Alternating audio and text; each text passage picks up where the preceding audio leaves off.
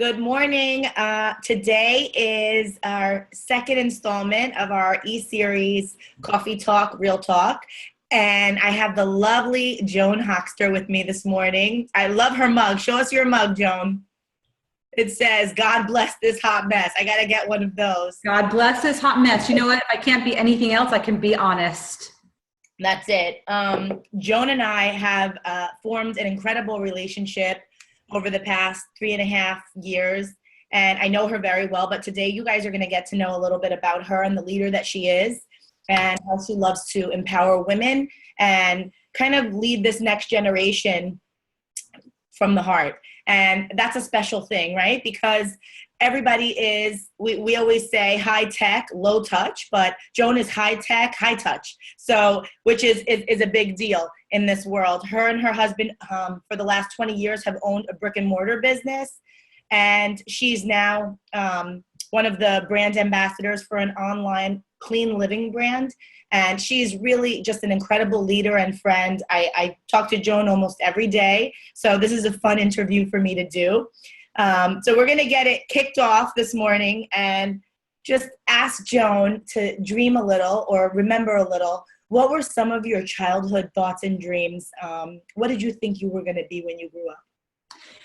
You know, it's so funny. So I am the youngest of 3 girls, and by a stretch, my sisters like to call me the accident, and they always tell me I'm the best accident that ever happened, because one of my sister Shelly, is 11 years older than me, and my sister Tina is 8 years older than me. And clearly we are so different. I mean, there was just, the age difference. My parents were different, as they were rearing me. So I always felt this fire in me. Like I always had this unyielding confidence that I was going to do something big. I didn't know what it was. I wasn't sure, back in that day, it wasn't like instilled in me that you have to go to college and you have to, pick a career. It was still in that time when women weren't necessarily going to college. I'm 51 years old. Neither of my parents went to college. So that wasn't instilled in me. But what was instilled in me was a work ethic like that, like unbelievable. Mm-hmm. And I just knew that I was going to take that and I was going to do something big, but I didn't know what it was. But I dreamed that I was going to impact the world. I was going to do something to leave a legacy. Wow. And you are. So that's a good thing. What are some of the things that you do on a daily basis that help you to continue to find inspiration for your own life?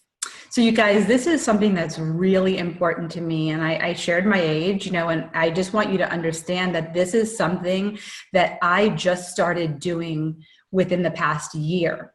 So I read a book. I was encouraged by one of my business mentors to read a book called The Miracle Morning. And when somebody who I really look up to suggests that I do something, the one thing you need to know about me is that I listen. I'm very coachable and I listen. And I got the book. Not only did I buy the book, but I got the audio and I listened to it and I read it. And I started doing the Miracle Morning. And that's where every morning. The steps. What are a few of the Miracle Morning steps? So what I do every morning, before my feet hit the ground out of bed, I pray. Mm-hmm. Then I get up and I do some meditation. And then I have a devotional that I read from. And then I have another book that is really about building your character, building who you are, the steps that it takes. And I read a couple of pages. So I'm reading about 20 or 30 minutes every morning from my daily devotional and from another book that's just going to feed me with what I need to get my day going. And then I journal. So I have about 45 minutes to an hour every morning that before I pick up my phone, before I check my emails, before I get involved in the stuff of the day, I focus and I center myself and I get clear on what it is that I need to do to get me from where I am to where I want to be. So that's how I start my morning. You really are setting up yourself for success, right? And we know in being a leader that you have to really be crystal clear about where you're going, or it's hard for people to follow after you, right? Absolutely.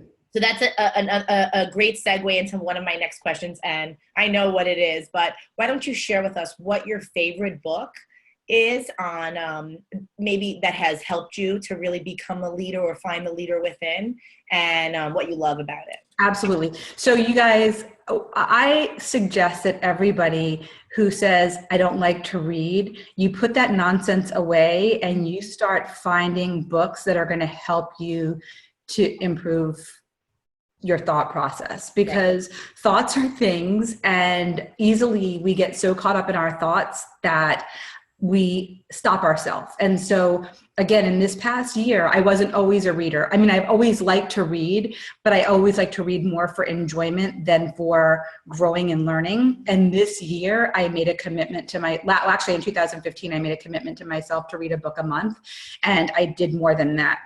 And so there are a couple. I know you asked me for my favorite book. So if I'm going to go back to the very beginning, my first book that I would tell you to read is Dale Carnegie, How to Win Friends and Influence People. That's going to help everybody in every area of their life, in business, in relationships, in just being. Mm-hmm. But in this past year, if I have to pick the past 12 months, if I have to pick a book that has totally empowered me and affected me in a very positive way, it's Jen Sincero, You Are a Badass. Mm-hmm. And it lit the fire in me. You guys, I told you when I was a little girl, I had this fire. I knew I wanted to do something big. I knew I wanted to affect change in the world. I knew I wanted to create a legacy. But then our stories happen, right? Then our stories in our mind happen, and life happens, and your parents feed your mind with things, and your peers and your teachers and the community fill your mind with things. So you have a head full of doubt and fear and limitation. And in this book, You Are a Badass, helped me to light that on fire, burn it, and create a new story of abundance and possibility. So yeah, that would be the book that really affected me the most in the past 12 months. I also think that, in conjunction with what you just shared, when life happens, right? I know a little bit of your story, and you say, not only does life happen in that way, right, in your mind, but life happens, right? You had your kids and you became room mom and team mom, and you kind of let the fire die a little bit inside of you, right? Yeah, so you lose a piece of yourself. Yes, I was on the corporate ladder. My husband and I got married very young. I was 21, he was 22. People thought we were crazy. We waited 7 years to have children. So in that 7 years, I created a corporate life for myself. I'm driven. I'm a very A personality, and I climbed the corporate ladder. I was making a 6-figure income. I was in telecommunications. I loved what I was doing. I was training people. Even then I was training, encouraging, motivating people. And then I had my kids, and my son was, I'll never forget the day. My son was 2.5. He was at an in-home daycare. We had interviewed people. We used a referral and resource service. We picked a lady to watch him in her home. My husband went to the mall, to Sears and Roebuck, to get a tool for work. And he saw the lady that was supposed to be watching my son in the mall. What? Okay, so I can really cry right now. I don't even know if I've ever shared this story with you.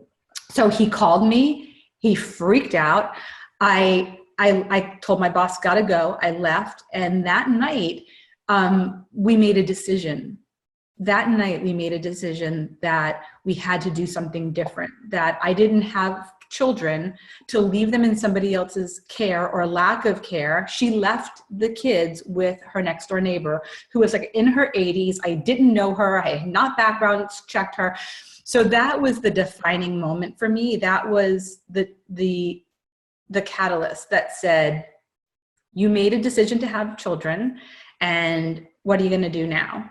So at that moment, I was not in a position to just stop working. So we came up with a plan. I put him in a daycare facility. I found a daycare facility that I knew at least they weren't going to leave him alone. Right. With somebody I didn't know. And I changed my job. So I went from a really high pressure, high level corporate job to something that wasn't going to have me traveling and was going to keep me local. And then we came up with a plan that I was going to work my way out of that. And we did that. So I was there for a year or a year and a half. And then I got pregnant with my daughter.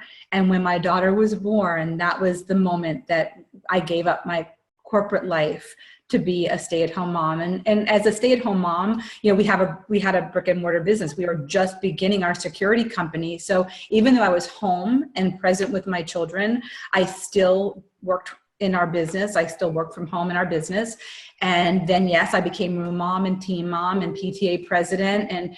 But when you do that, you definitely lose a piece of yourself. Like there's that spark you lose from creating this corporate success and the financial success. So I'm happy now that I found something that allows me to have it all. And really, you know, it's such a beautiful thing when your passion gets ignited and you're able to still be, if you know Joan, she's at her children's sporting events, full circle moments. You know, her son just recently, he was a very big baseball participant. He did travel ball and all this stuff. And now he just started coaching, and Joan was even able to go to those games. Like those are full circle moments that you don't want to miss, right? They may not be a moment that you're going to call out of a day of work for, but if you could really rearrange your schedule and have it all, isn't that really what we all want, you know? Absolutely.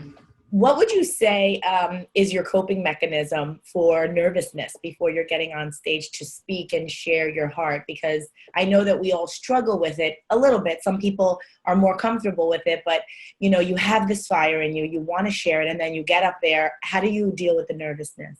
So what's funny is I was always so fearful of public speaking. And then I became a sales trainer. And then I became the director of sales training. So I was standing up in front of groups of people and presenting. So I did have to quickly get comfortable being uncomfortable. And I really think that that's the biggest thing is everybody, when they feel uncomfortable, they get stuck in that discomfort. And I say that you've got to just allow yourself to get comfortable being uncomfortable. But back in the day when I was starting, my boss, who was another life mentor of mine, said, Joan, just look out in the audience and picture them in their underwear. Did it work? That worked? So it did work, because when you do that, like you go out there and I would like start out with a smirk, and all of a sudden when you start out with a smirk, everything kind of lets loose. And it really did help me to get a little bit more focused. And I do a lot of meditating now. So now before I get up in front of a group, center yourself. I just get centered, and I really, you know, fill my head with only positive thoughts. I mean, I know I got this. I know I can do this, you know, just focused on good self-talk. Good self-talk. I love that. What do you think is the number one quality that an entrepreneur, specifically an entrepreneur, needs to possess for success? Never giving up. Never giving up, because it's not easy. But one of our business mentors has ingrained something in my brain, and that is, if you do what's easy, life will be hard. If you do what's hard, life will be easy. That is my mantra. I say it every morning when I wake up. I say it every night before I go to bed. When I'm in the throes of something in the middle of the day where I could just throw in the towel, I repeat those lines to myself often. And never giving up. And then the other thing would be never comparing yourself to somebody else, because that's where you are today, where you are starting, you're comparing yourself to somebody else's 5 years or 10 years or 20 years of experience. And we could easily get cement shoes on when we compare ourselves to other people. I like to say comparison is the thief of dreams. So when I look at somebody else who's successful, I really tried to use it as a teaching moment. Like, what are they doing and what can I glean from them so that when I reach the same 5-year mark or 10-year mark, I could have that same success. I also think that in my own life, that would probably be a top one for me, you know, comparison. I always say comparison is the thief of joy, but I like the word dreams too. And joy, right, is contagious. So that's why I always use that word. But comparing yourself, even to somebody else's years in a profession, just any comparison, it runs through every single aspect of life, right? It runs through our parenting, our marital relations, our financial relationships, our spiritual relationships.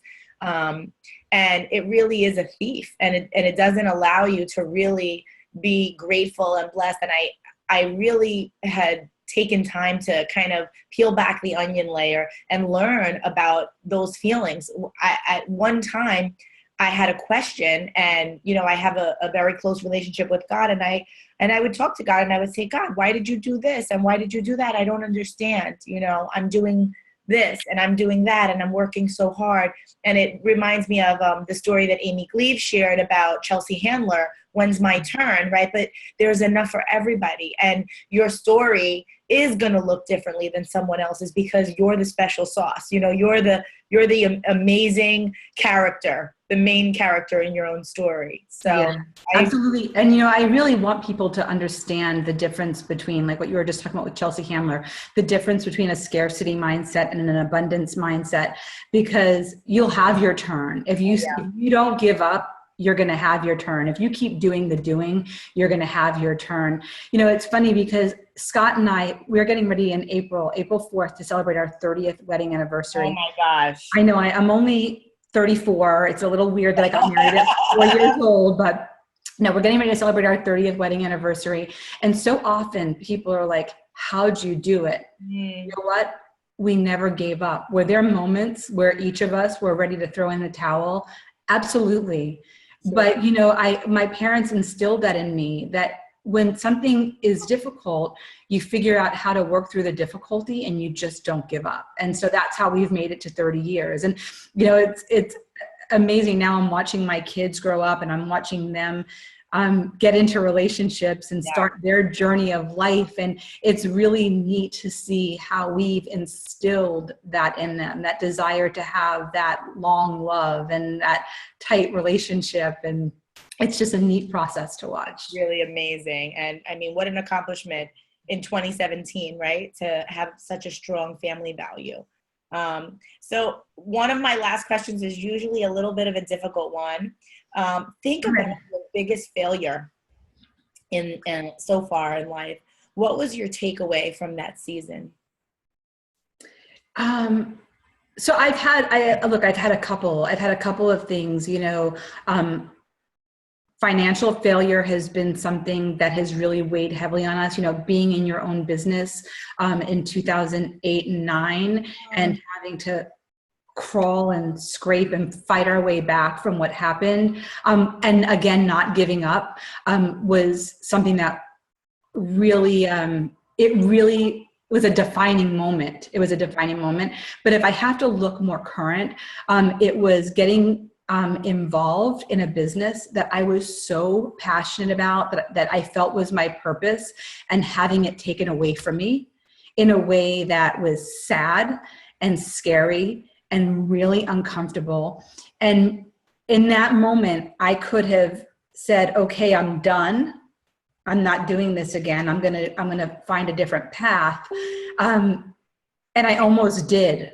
I almost allowed that to stop me. And then, like you, I have a deep connection to God, and I just let it go. I put it in God's hands and I said, just guide me, guide my steps. And he ended up guiding me right into a really soft place to land. And it hasn't been easy. It hasn't been easy, but I'm coming back and it feels amazing. Amazing. How were you able to figure out?